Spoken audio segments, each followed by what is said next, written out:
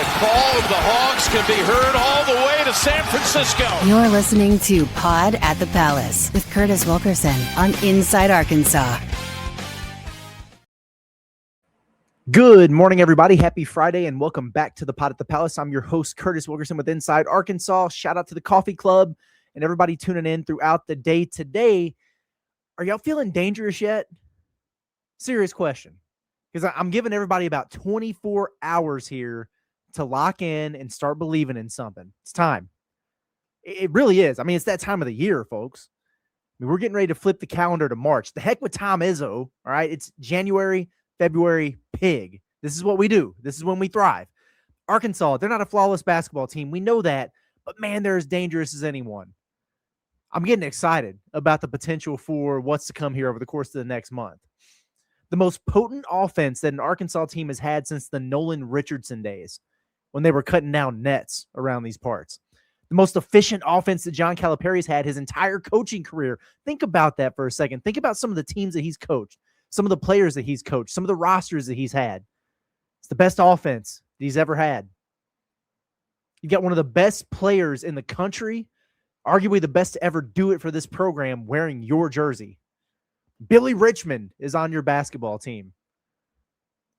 I know the consistency allegations are out there, and that's lingered for a while now, but show me the last Razorback team that has been ranked from start to finish, from preseason to the end of the season, without falling out for even 1 week while facing a top 10 strength of schedule. You're going to have a hard time finding it, but if you look at this year, that's exactly what's going down. Arkansas's won 8 of their last 10. They're in second place in the SEC with 3 games to go. They rank as the 7th best team in the country over the last month. They're battle-tested. They've been through the SEC gauntlet already. They've seen Duke. They've seen Michigan State. They've seen Houston, Texas Tech, Louisville, all those teams. That's why you did this. It's for games like this on Saturday, to be ready for that, to not be shaken, not be phased. Arkansas ain't seeing nothing that they ain't seen before when they go down to Gainesville. We're supposed to be shaking in our boots to go play Florida? Nah. That's what this is all about right here. The Gators are great. They've got to see Arkansas too. And I promise you that they're looking at this game and they're respecting the Razorbacks a lot more than, Vegas is with the point spreads out there. The Hogs have nothing to lose but so much to gain in this basketball game. Saturday night, college game day. I say let's go down to Gainesville and get weird. Why not? We got a lot to get into today. I hope the little rah-rah speech there got the juices flowing a little bit, but we're going to obviously, we'll do another update on the resume, the seeding and all that after the Texas win.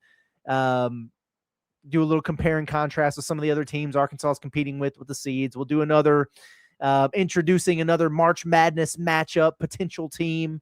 We got the hate watch list. We're going to talk chicken man money rumors.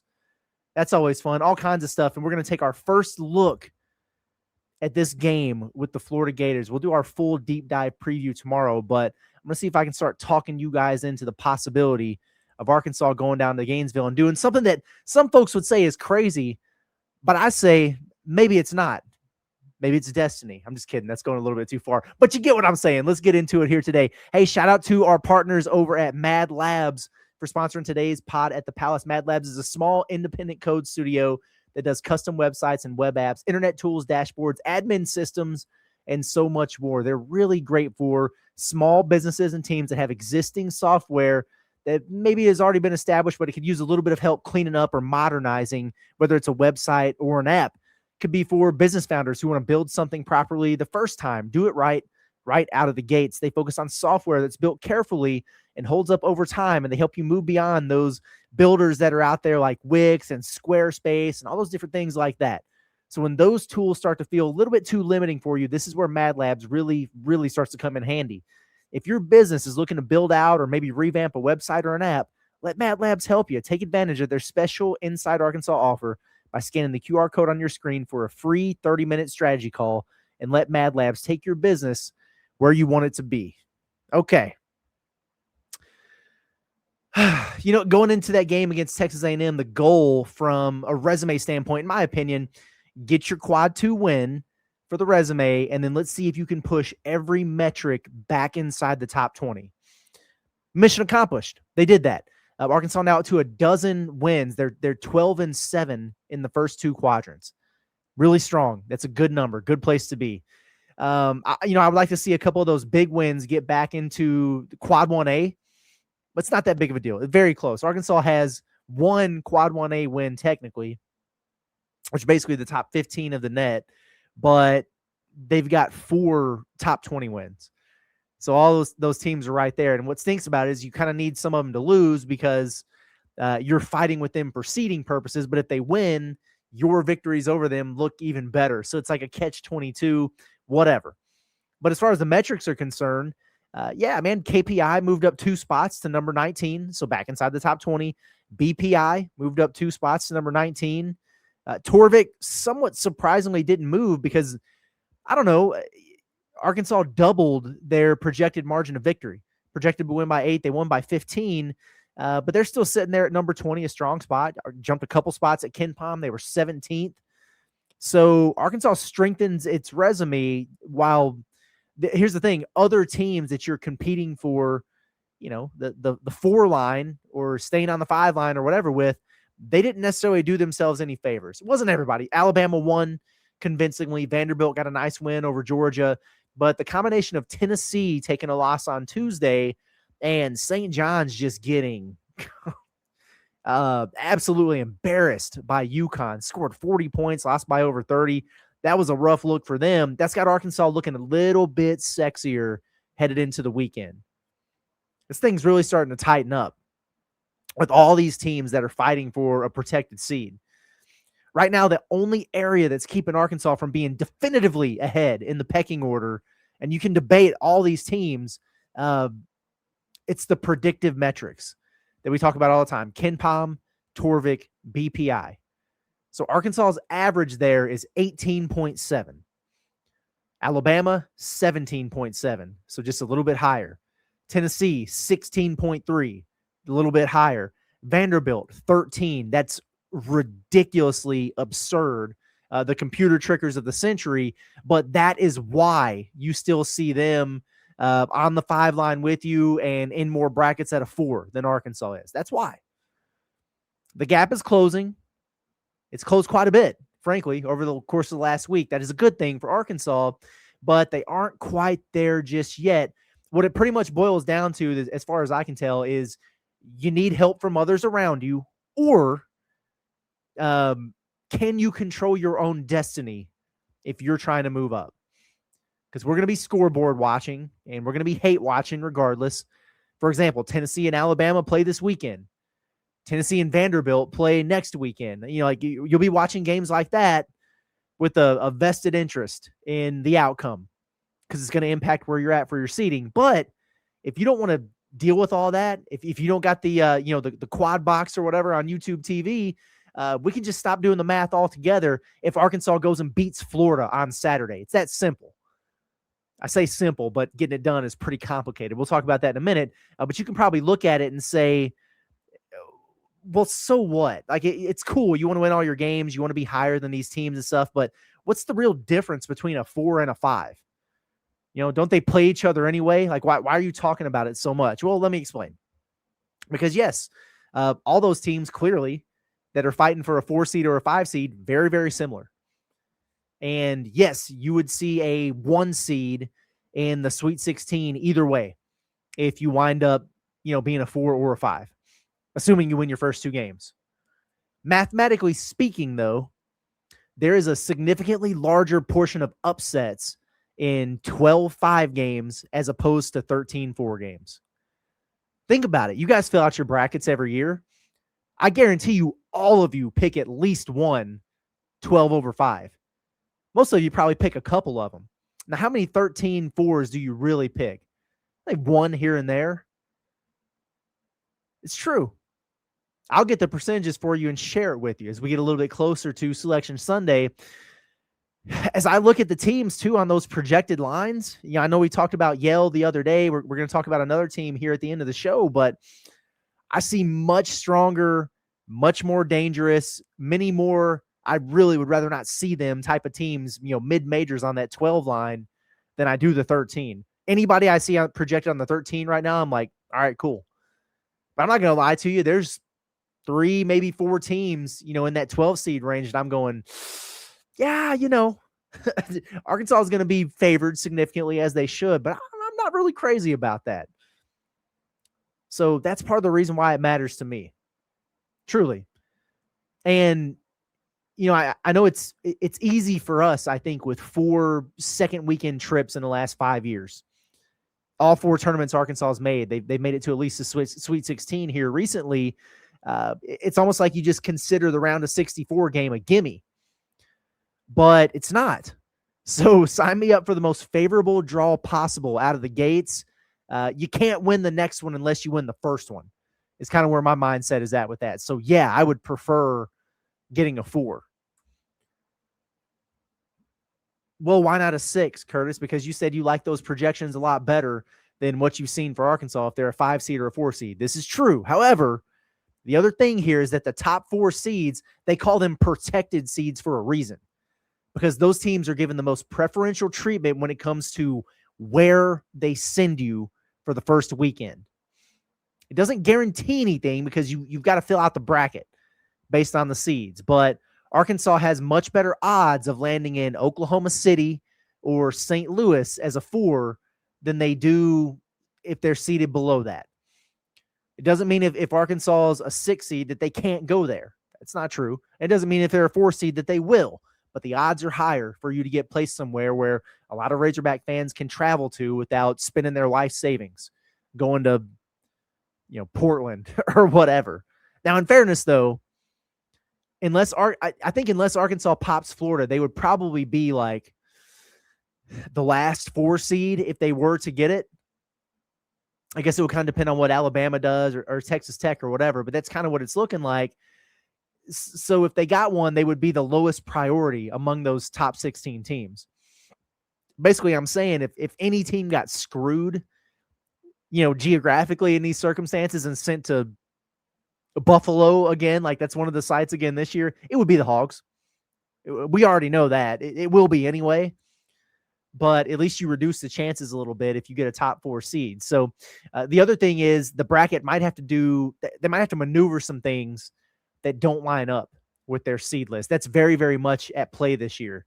So it's not as simple as, okay, the worst 4 seed gets matched up with the best 1 seed, or, the number 1 5 seed plays the worst 4 seed. In theory, you would love that to be the case.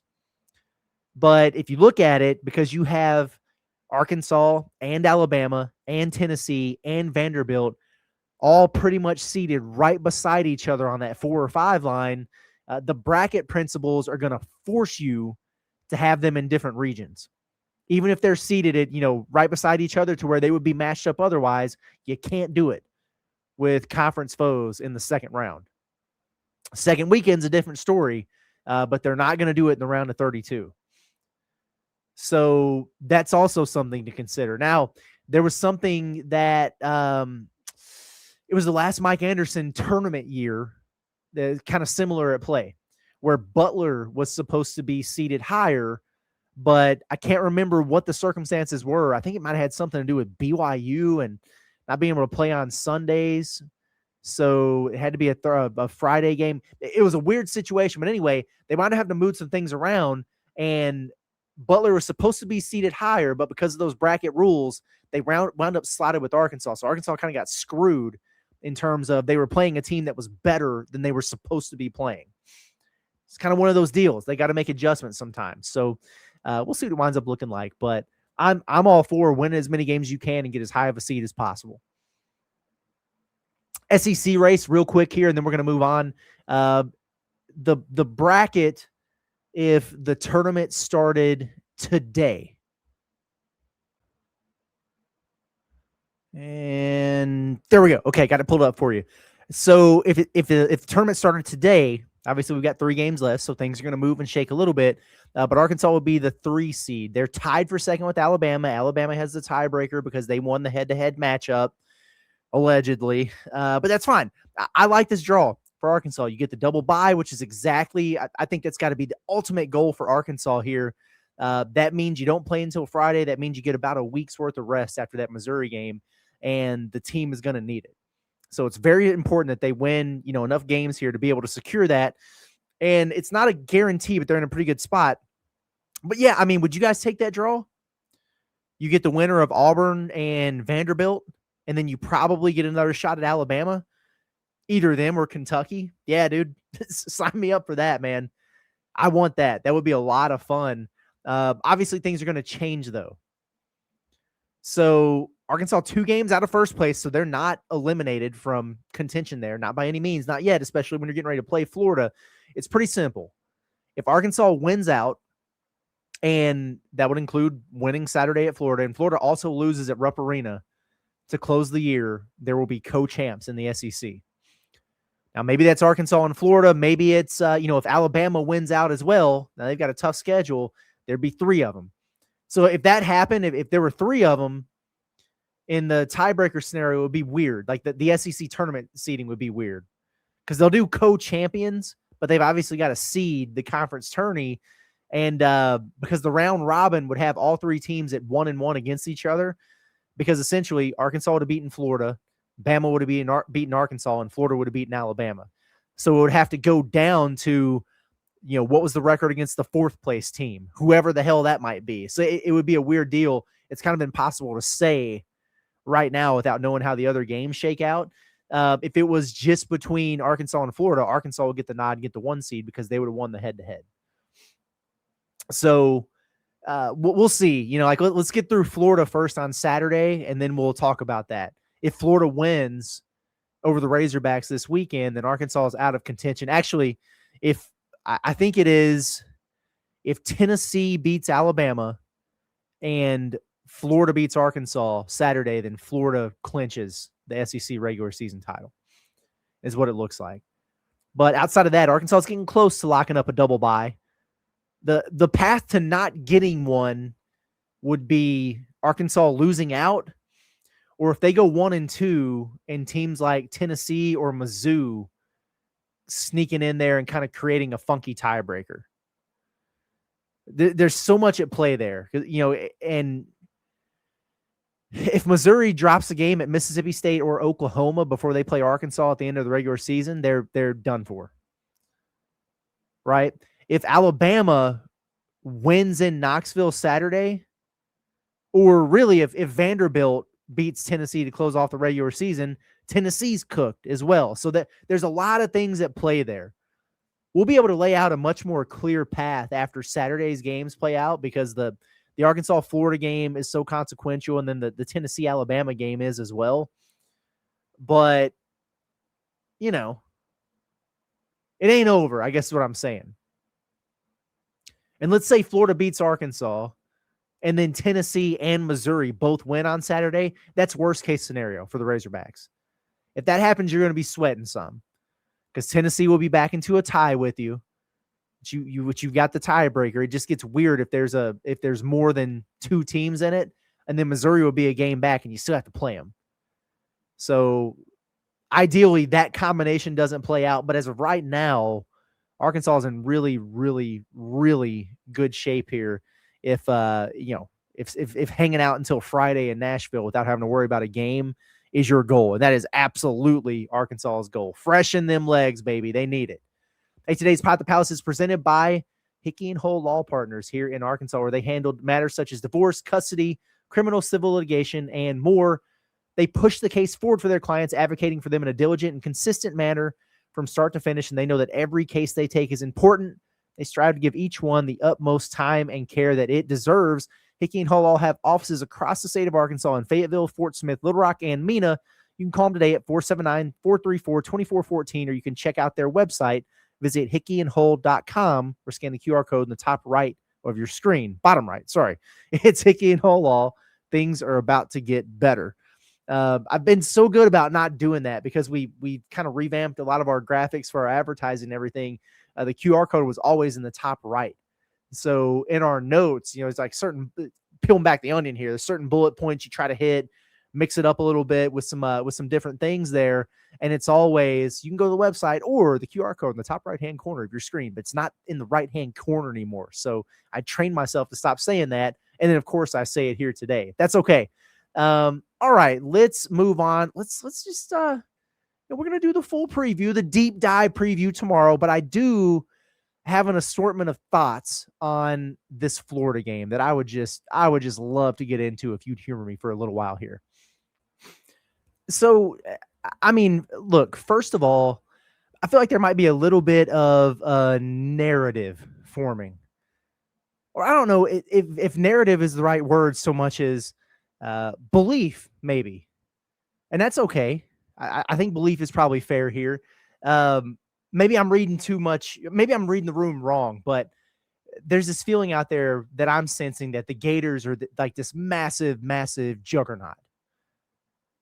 And listen, they're really good, and they're rounding into form. They've proven to be the class of the SEC. The standings reflect that right now. So this is not taking anything away from them. What they've done, they're awesome. But they're not the Florida of last year. They've got some very, very clear strengths that are problematic, but there's some problem spots for Florida as well. Not to say this is going to be easy. It's the hardest game on the conference schedule by, I think, a wide margin for Arkansas, if you ask me. But I wouldn't view this as some wild, improbable, oh my gosh, how did this happen, upset if Arkansas goes down there and gets this done in Gainesville this weekend. Not at all. It's not Kool-Aid drinking to say that Arkansas has a clear advantage in the backcourt in this game. And I don't know if you knew this or not, but guards matter. And I acknowledge that the health of Darius Acuff, how close to 100% is he, that factors into the equation there. We're not going to know until tip-off on Saturday if he looks better or worse or somewhere in between from what he was on Wednesday. And Arkansas is going to need the vintage version of Darius Acuff in this game. Absolutely. But him and Malik Thomas clear Boogie Fland and Xavier Lee, period. They just do. This is not controversial. It's a fact. Florida's been one of the worst three-point shooting teams in the country all season. That is also that's not opinion. That's fact. It's true. It is what it is. They're 331st in the country in percentage, and they're 306th in attempts. So they don't shoot many of them, and they don't make the ones that they do shoot. And Fland and Lee, they can both make them. And they've been better here lately. They have, as a team. But those two guys in particular have combined to shoot 25.4% from deep the entire season. The whole year. Urban Clavshar is coming off the bench. He's the one dude who you just flat out cannot afford to lose or leave because he will bury you. And he's been on a heater lately. So that's it. That's the name to know. He's one of those dudes where he touches the ball and everybody in the gym's yelling, "Shooter!" because he is definitely that. But, I mean, if you combine that with Arkansas having the number 2 3-point defense in the SEC, as much as we talk about the Hogs on defense, if there's one thing they've done very well in SEC play after not being great at it in non-conference, it's defend the three. So, with that, the game plan math here is that between keeping Florida to just what they are from three, and then Arkansas going out there and just hitting their average, 8 or 9 threes between Acuff and Leak and TB and whoever else wants to join the party, you start at an advantage in points. That's going to be very important here. They have to do that. But they should be expected to do it based on what both teams have been all season. Now, that's one thing. The fear factor with Florida is that front court, though, right? Sure, absolutely. We all get it. They are big. They're talented. They're deep up front. They have 4 really, really good forwards that they rotate in and out of there. They play 3 of them at the beginning of the game, and then throughout the flow of the game, they'll do that. They'll play 2 of them, keep fresh bodies in and out of there. It's tough. It's the best front court in the country. It is. And we ran down an entire list on yesterday of less talented front court players who've had big games against Arkansas here recently. I'm not going to do it again because it makes me upset when that happens. If we're just being objective here, the odds are that 1 or 2 of these guys from Florida are going to pop off. They're going to have big games. But, as Andrew mentioned, and I thought this was interesting on the postgame show the other night, that's kind of baked into the recipe at this point, right? Like it's expected. It's part of the math. It's part of the equation. This has been a thing, and it hasn't stopped Arkansas from winning a ton of basketball games in the meantime. So if Thomas Haupt has a monster performance or whatever, that doesn't automatically disqualify Arkansas from winning the game. He had 27 on Auburn, and they lost. One of those things. He had 5 the other day, and they won at Texas. So for me, I think I worry about the attrition part of it more than anything else. Arkansas's got to be really, really smart with balancing. You're going to have to be physical in this game. You got to be aggressive in there, but you cannot get in foul trouble early. Can't do it. I'm not saying play soft, but if Arkansas can hang in there and just get the game to the second half without having all 3 of your big men with 2 or more fouls, I really think Arkansas is going to be in business. I do. And they also need all 3 of their forwards to give them something, right? Like Malik Ewan, he's emerging. He's staking his claim at the 5, and that's great. And they need him to be good again. But if Arkansas is going to win this game, I don't know how comfortable this makes you, but they cannot have Nick Pringle pulling a Connor Vanover out there where he starts the game and he plays the first few minutes and then he's never seen again. They got to be able to get some minutes out of him. This is part of it. And then a big part of the formula for Florida has been that they might not make a bunch of threes, but it's like they rebound every single one that they miss. They're the number 1 offensive rebounding team in the country. And I know, Razorback fans, you hear that and you shudder. Right? You think about what Florida did to you last year. You think about the NCAA tournament last year. Oddly enough, for the most part, okay, and I'm not spinning stats here, just being honest. Arkansas has been quite a bit better this year against the elite offensive rebounding teams than they have been the average ones. It's crazy.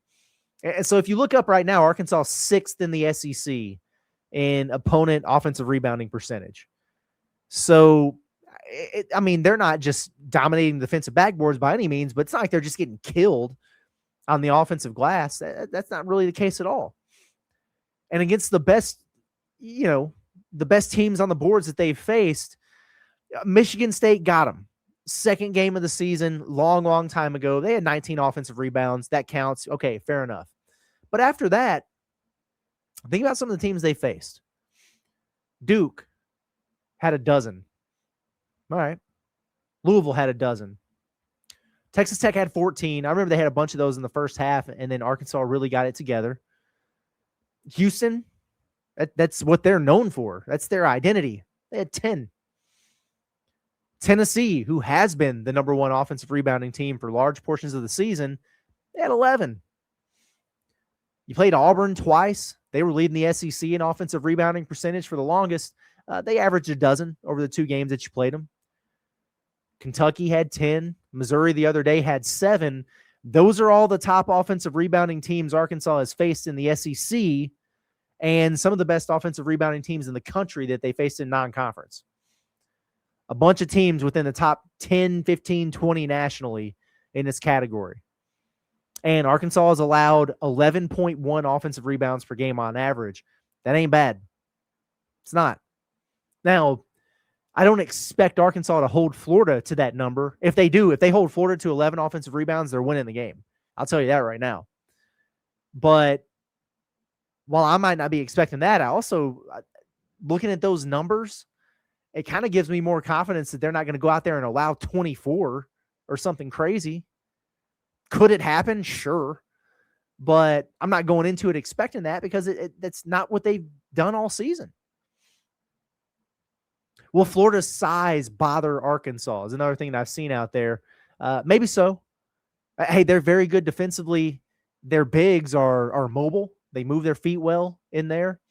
That's a lot of length. I think they go 6'9", 6'10", 6'10" in their starting lineup, and they got 7'1" coming off the bench. So, that's a thing. But we got it. This is not a small sample size anymore, right? Like, we have played a full season, and this is the number 4 team in the country in offensive rating and efficiency, Arkansas.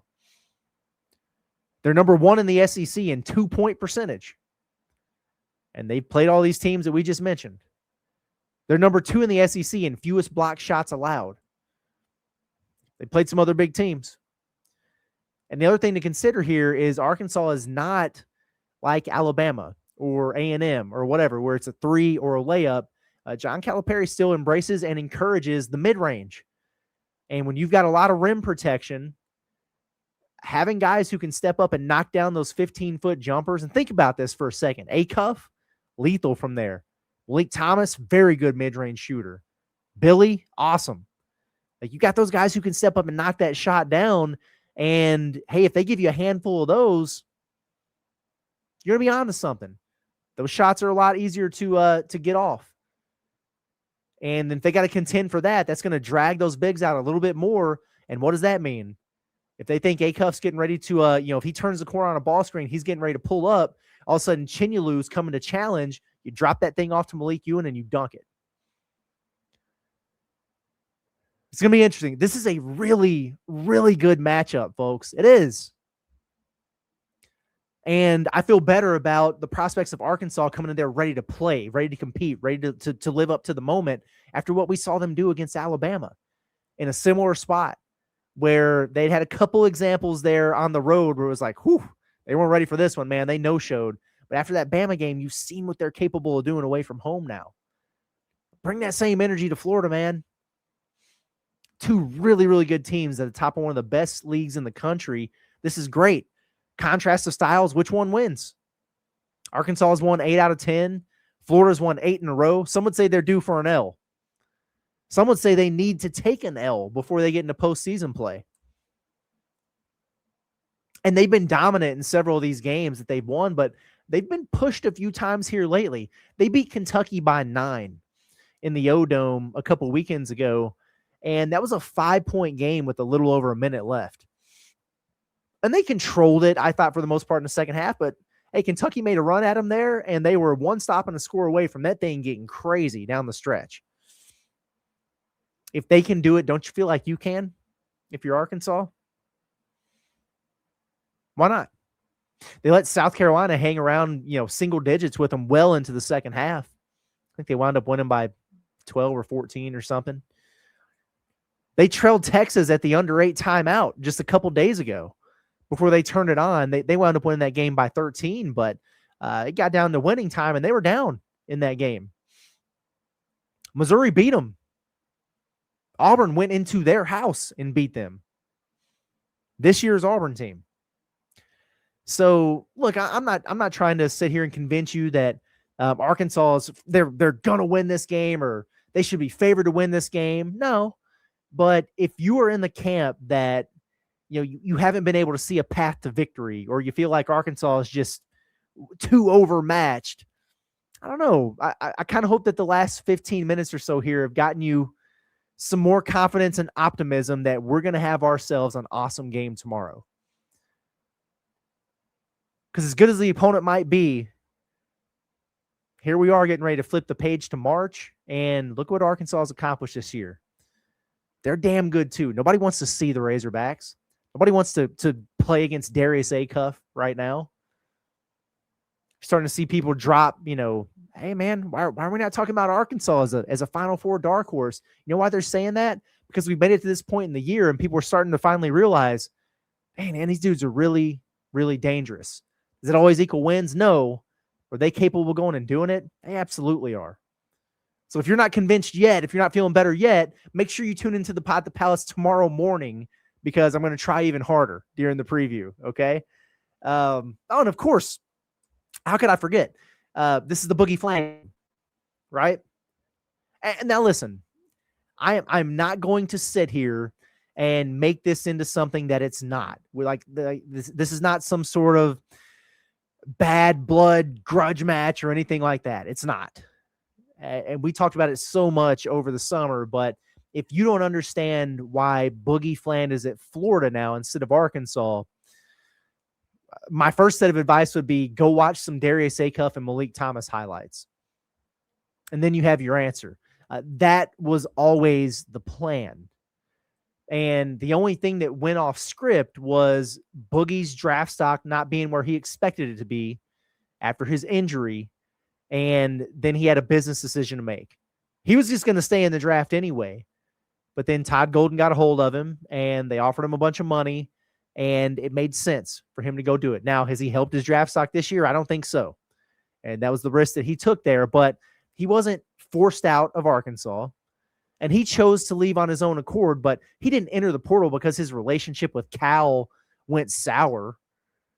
There was nothing nefarious there or anything like that. The timing and the circumstances just made it what it was. So it's, I think Arkansas fans have maybe taken a little bit of pleasure in seeing, not necessarily seeing Boogie struggle, but seeing, like Darius Acuff, his replacement, really, really shine. Because it makes you feel better about it. Because even if you understood, like I understood why they didn't bring Boogie back when it turned out that he was going to stay and play college basketball for another season. But like I said at the time, even if I get it, I don't like it. I don't feel good about it. I wish he wouldn't have gone to an SEC school.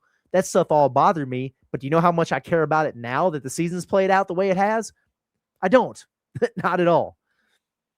But if anybody's looking for that motivational stuff, Boogie did a couple comments earlier in the season that, I don't know, it stirred some things up. It certainly got my attention. I remember it when it happened.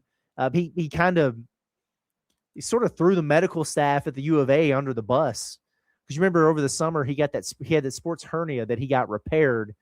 And he got interviewed, and he was saying that he had it at Arkansas the entire time, but he didn't know about it. He didn't find out about it until he got to Florida. And, they were able to get him an MRI. And so people kind of looked at that and they're like, well, what's the U of A doing over there? You know what I mean? He had this thing where he was talking about, the nutrition and investing in his body and everything at Florida. And he didn't have that last year, and it cost him injuries and recovery and everything like that, which I think that was taken out of context, the people that got upset about that, because that's more on him. Young guy, freshman, just trying to learn how to be a somewhat professional athlete. You know what I'm saying? More than that was like an indictment on Arkansas and what they were or weren't providing. But I remember a few people taking exception to that. But then, and I think this is what didn't sit well with a lot of folks, it was right before the season, and he got asked, like, what differences have you noticed between Arkansas and Florida? And his quote was, and I've got it right here in front of me, he said, for me, it's more of a family here, talking about it, Florida. People love seeing each other every day, going to work, and just the spirit on the court is different.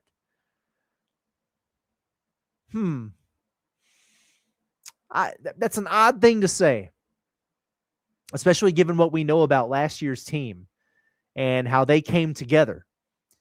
Cal's called it the most gratifying team that he's coached because of it.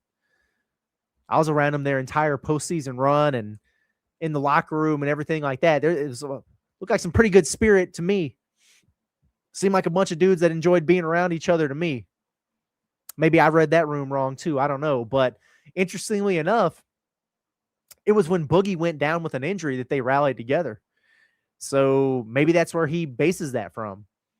But at the same time, the staff and the team also welcomed him back with open arms and immediately reintegrated him into the rotation after he missed 2 months, brought him back and put him right back in there in the NCAA tournament. And nobody was pouting about minutes lost or he didn't earn it. What about me? There was none of that. They just went to war.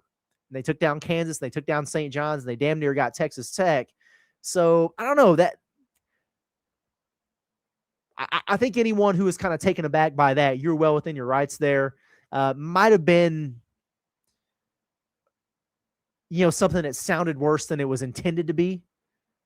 You got to keep that in mind too. Like he probably wasn't prepared for that question and got it. Maybe it didn't come out the right way. But again, I'm not going to force anything here for a story. But it does kind of sound like maybe it's more personal for Boogie than it is Arkansas, if anything at all. If anything at all. But make no mistake about it, DJ and Billy, and dang it, I wish Carter was playing, but TB, Like, they're all going to want to take it to him. And vice versa on Saturday, whether they're all still boys or not. I know him and DJ are still boys. I'm sure him and Billy, like I'm sure that those relationships have maintained, but you know how it is. You used to be with the shooting in the gym. Now you're not. You know, like you're the enemy now.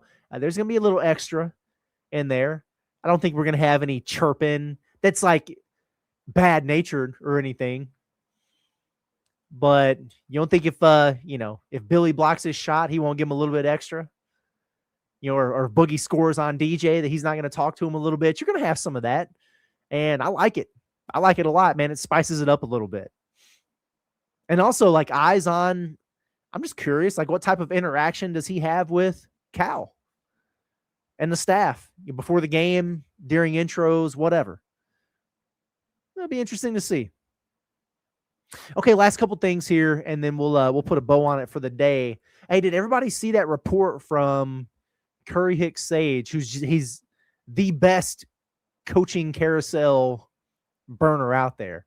And if you followed any of his spaces or anything over the years, like it's like his personal goal in life to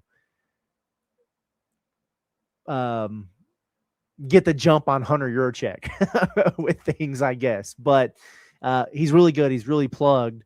And he put out he put out a tweet that Arkansas is striking a massive deal with Tyson to get patches on their uniforms.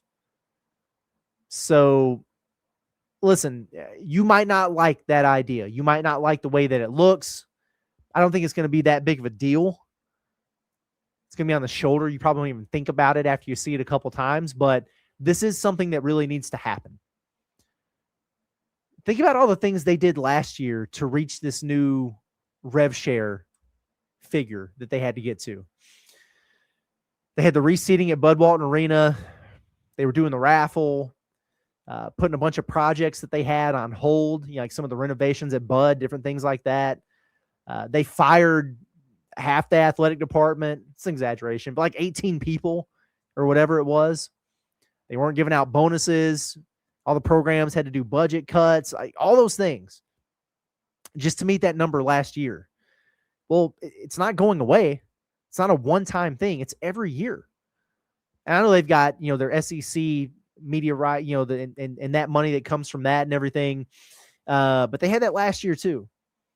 And the thing about it is, not only is that number not going away, it's going to grow every year. Like, it's $20.5 million this year. It's going to be more than that moving forward.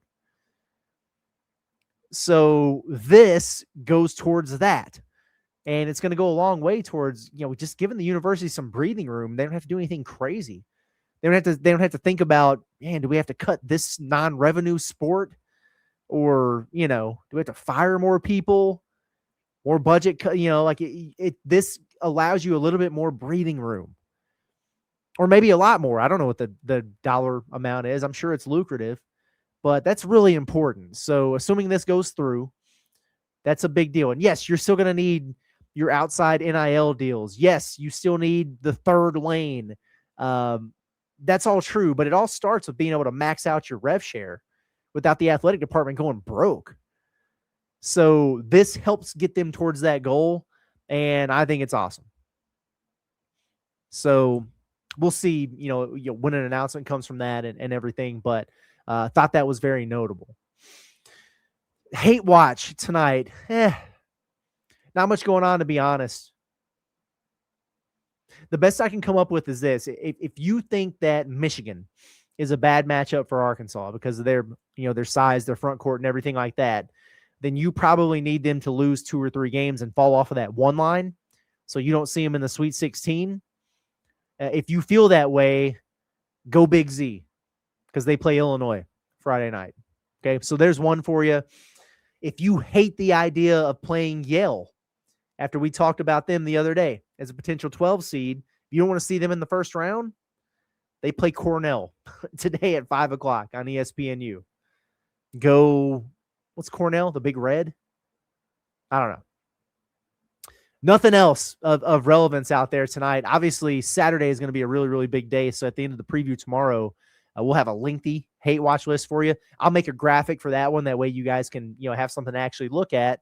But a lot going on Saturday. So to wrap things up, just looking ahead a little bit here, another one of our March Madness minutes, little matchup preview thing, just in case. Arch Madness. It's next week. The Missouri Valley Conference Tournament. Next week. We're here. The postseason has arrived. So an auto bid is going to go out, and if the favorite wins, they're likely going to be a 12 seed. So a team to know for Arkansas where they're potentially seeded. That team is Belmont. And the Bruins are going to be a very, very trendy 12/5 upset pick. They're really good.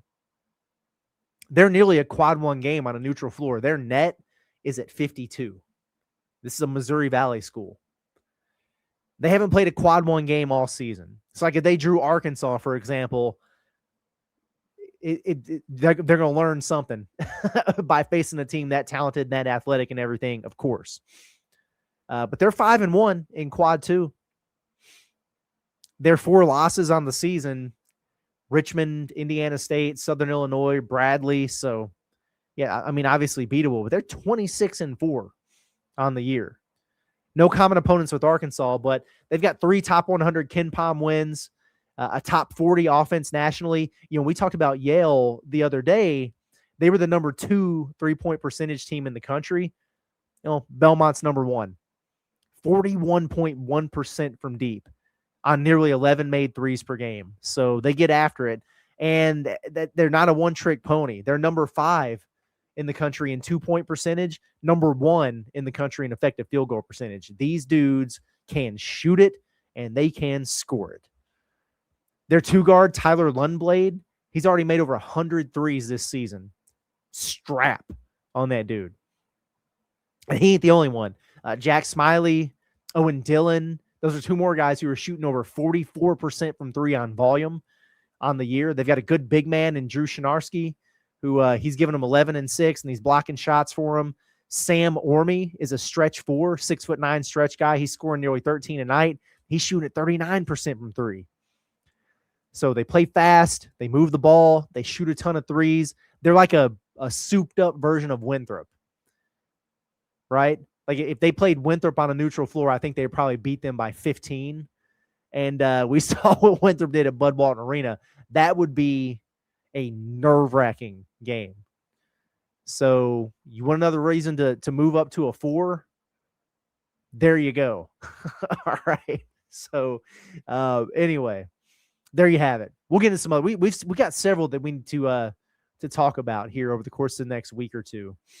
And we'll see what Arkansas does on Saturday. We might need to start talking about some 13s. I hope that's the case because, like I said, I like those matchups a lot better than I do some of those pesky 12 seeds that are out there, man. But anyway, going to get out of here for now. Be on the lookout for the full preview tomorrow and get your juices flowing a little bit. Big game tomorrow. Need everybody with some good vibes out there. It's going to be a lot of fun. I'm looking forward to it and looking forward to catching up with you guys all in the morning. It's been Curtis Wilkerson with Inside Arkansas and the Pot to Palace. Enjoy the rest of your day. We'll see you tomorrow.